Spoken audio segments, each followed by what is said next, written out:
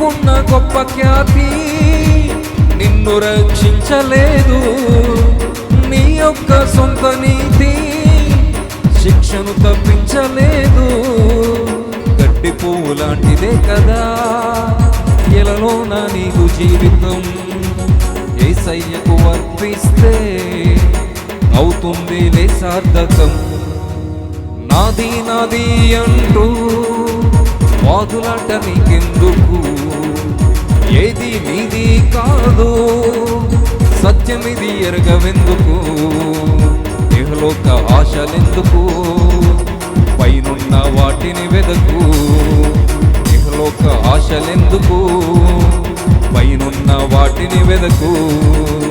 నాది నాది అంటూ వాదులాట నీకెందుకు? ఏది